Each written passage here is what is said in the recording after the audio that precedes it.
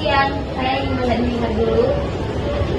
Kebetulan kami ada diskon besar-besaran pembelian 50 pieces dengan diskon 20% varian. Ingin tester? Boleh Kak?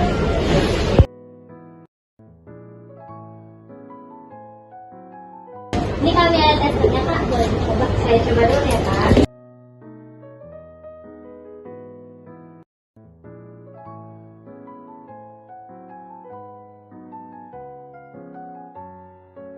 Bagaimana rasanya Kak? Rasanya enak, lembut dan manis. Baik, untuk harganya Kakak bisa dilihat di sini. Saya baca dulu ya Kak.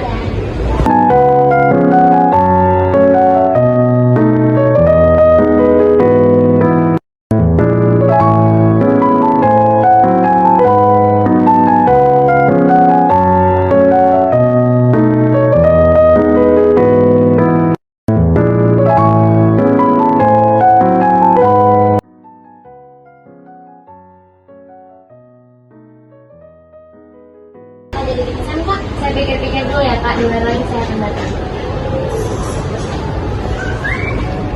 A few moments later. Selamat siang Kak. Gimana? Udah pesannya? Jadi Kak, ini surat pemesanan saya. Saya memesan 25 es krim strawberry dan 25 es krim coklat. Pesan Kakak akan saya segera.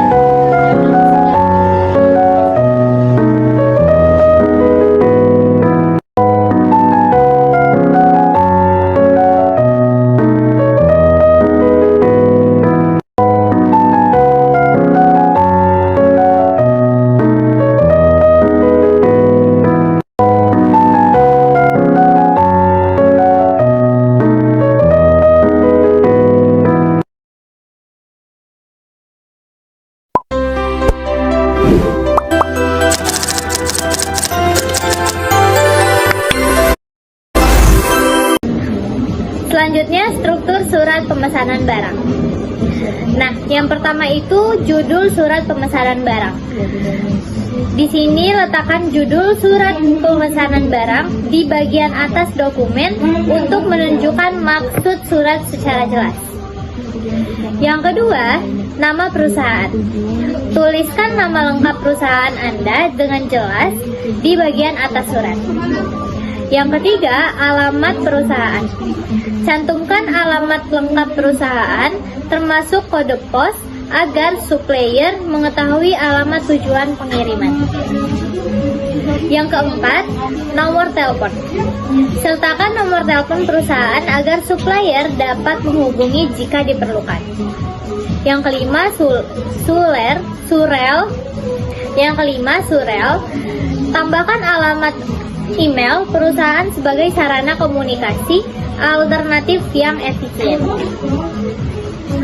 Yang keenam, tanggal. Tuliskan tanggal saat surat pemesanan dibuat untuk keperluan arsip dan referensi. Yang ketujuh, nomor surat pemesanan. Berikan nomor surat pemesanan untuk memudahkan identifikasi dan pencatatan. Yang kedelapan, nama pemasok atau vendor. Tuliskan nama lengkap supplier atau vendor yang akan menerima pesanan. Yang kesembilan, alamat pemasok atau vendor. Cantumkan alamat lengkap supplier atau vendor untuk proses pengiriman. Yang ke-10, nomor telepon pemasok atau vendor. Sertakan nomor telepon pemasok atau vendor agar dapat dihubungi jika diperlukan. Yang ke-11, email pemasok atau vendor. Tambahkan alamat email supplier atau vendor sebagai alternatif komunikasi. Yang ke-12, nama barang. Pemohonan nama barang yang dipesan secara jelas dan lengkap. Yang ke-13, jumlah barang. Tuliskan jumlah barang yang dipesan agar supplier dapat menyiapkan persediaan dengan tepat. Ke-14, harga barang. Cantumkan harga barang per unit total harga keseluruhan. Ke-15, jumlah barang. Hitunglah total harga keseluruhan pemesanan, termasuk biaya tambahan jika ada. Ke-16, tanggal pengiriman. Tentukan tanggal dan jarak waktu pengiriman yang diinginkan. Yang ke-17 yang terakhir adalah alamat pengiriman. Tuliskan alamat lengkap tempat pengiriman barang agar supplier dapat mengirimkan dengan tepat.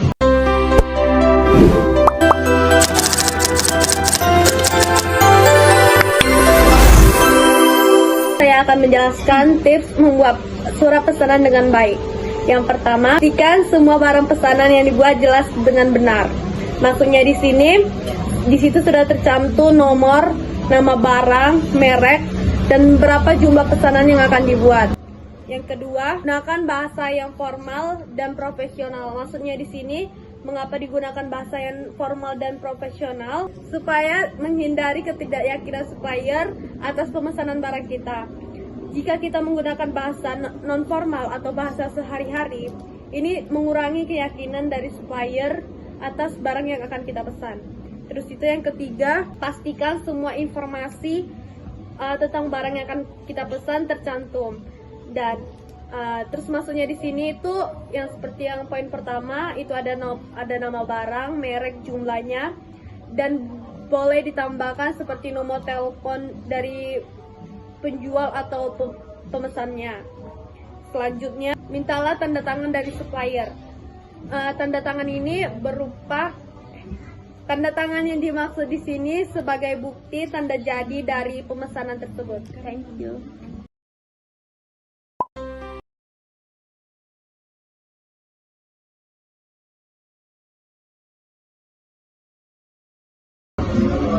Selanjutnya saya akan menjelaskan cara membuat surat penawaran. Yang pertama adalah buat header atau kop surat. Cara yang pertama adalah membuat header ataupun kop surat. Kop surat ini berisi nama, tempat, alamat perusahaan, serta tanggal pembuatan surat. Dan bisa juga mencantumkan logo jika perusahaan tersebut sudah memiliki logo sendiri. Dan yang kedua, tuliskan pihak penerima. Pada bagian ini, kamu bisa menuliskan nama perusahaan ataupun nama orang yang bekerja di bagian ini, jika memang mengetahuinya. Tulis dengan format yang resmi dengan awalan YTH ataupun yang terhormat. Dan yang ketiga adalah buka dengan pengenalan perusahaan. Kamu bisa memperkenalkan profil singkat perusahaan kamu mengenai kualitas dan kredibilitas perusahaan. Dan jangan bertele-tele. Dan yang keempat adalah deskripsikan produk Anda beserta harga ataupun kondisinya. Setelah memperkenalkan perusahaan, bagian selanjutnya adalah mendeskripsikan produk yang dijual, apa saja yang dijual, jenis, kondisi barang, dan beserta harganya. Dan yang kelima adalah beri tambahan informasi dan penutup. Untuk menutup, Anda bisa memberi tambahan informasi mengenai cara memesan ataupun kompensasi lain yang membuat perusahaan Anda harus dipilih. Dan yang keenam adalah akhiri dengan tanda tangan dan kontak yang bisa dihubungi.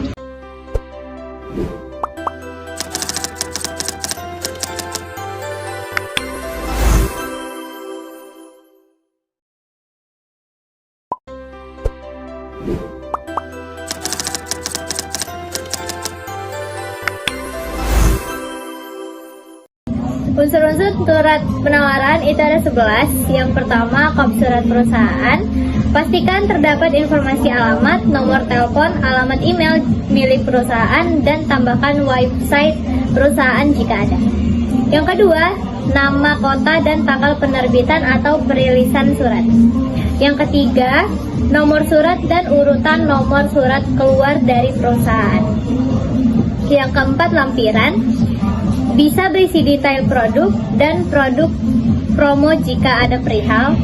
Jika ada. Nanti dikat aja. Oh, ini nanti dikatnya tiba sini terus nanti ini lagi. 4, lampiran. Bisa berisi detail produk dan promo jika ada. Yang kelima, perihal. Perihal ini isi inti dari perusahaan. Yang keenam, tujuan, yakni pihak atau perusahaan yang dituju. Ketujuh, salam pembuka atau sapaan pembuka, seperti dalam surat resmi lainnya. Yang kedelapan, isi surat, yakni inti dari penawaran yang diberikan.